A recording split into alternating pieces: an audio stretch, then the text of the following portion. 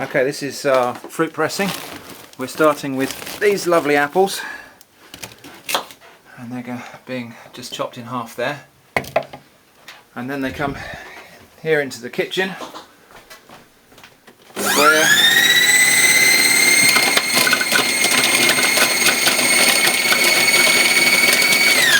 we're shredding them up for pulp that's being stacked up in buckets. Later on we'll press some of that for juice. Okay, so this is the business part of my apple press. As you can see, it's made from planks of softwood which have been bolted together and glued. The bolts actually aren't lending very much strength. It's all in, the strength is all in the glue joints and the timber. The bolts just act as clamps to clamp that together while the glue is drying. Also, at the top of the frame here, there's a metal socket. So we start with the frame, and then next we've got the juice tray, and this is just a stainless steel tray with a little hole punched in one corner with a spout, so that when the juice presses out of the apples it will collect in this tray and run out of that corner. That fits in there. In fact, this frame was made to fit this tray. I've just turned this round so that the spout is at that end, because the ground isn't completely level here, and I want the juice to run out of that corner. Okay, right, we are ready to start pressing. So the first thing we do is put one of these wraps on the tray there. These slots here just let the juice run out, and then we need to put a cloth down. So if you could give me a hand, Peter, we just need to spread that out that way, like that. That's it, and then just tuck the edges up so they don't touch the ground. We've got wasps already. This frame goes on top there. Cake frame. Yeah. And then we just load the apple pulp into the frame.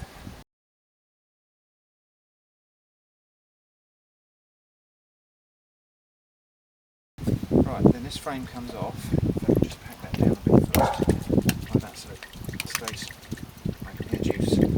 Okay, so that frame just lifts off, and then what we need to do is just take the cloth and bring that edge over, and we need to tuck it nice and tight like that. Bring that back. That's it. There's a bit of an arc to this. And the same there. We're looking to bring that in fairly tight. Okay, and then same at front and back. So we just take that cloth in and back, and nice and tight here, like that. We've got to try and make a square. Okay. Then the next rack goes on. And then the next cloth. And do it all again.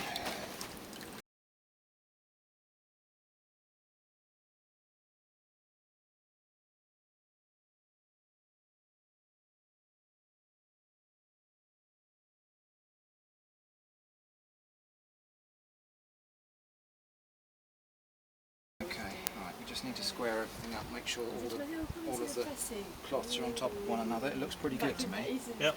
Looks pretty square. And this is just a block of wood that's been all screwed together, which will go on top to spread the force out from the car jack which we're using to press it. And this is what provides the motive force for the press, which is the car jack. And that just goes on top there. Okay, so here we go. Look at that juice coming out.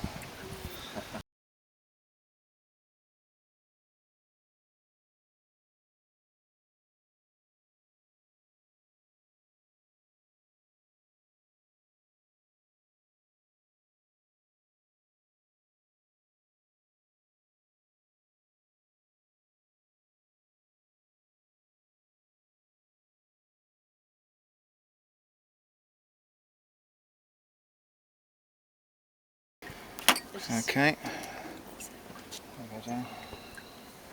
Cheers, everyone. Oh, cheers. Cheers. Thank you very much. Well done. Gosh, that's ever so Really sweet, nice. isn't it? Oh, that's sweet. That. Wow. They're very sweet apples, those. Right, now we're just going to unpack the press now. So we just unwind the jack.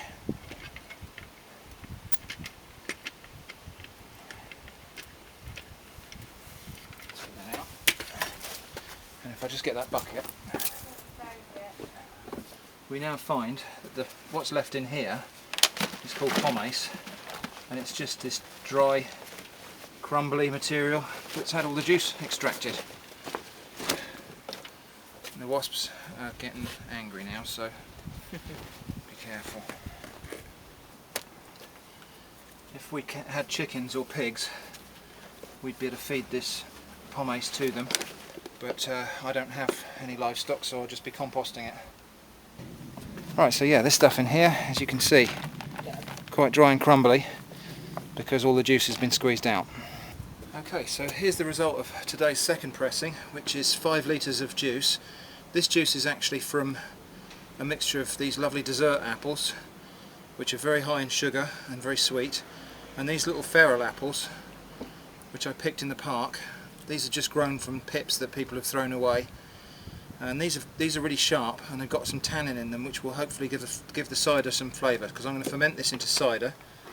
So I'm putting an airlock on that, and there's no added yeast or anything, that's just fermenting on its own natural yeast that's on the skin of the apples. So that's the Atomic Shrimp cider press. If you've enjoyed watching this video, please do visit atomicshrimp.com for loads more interesting stuff.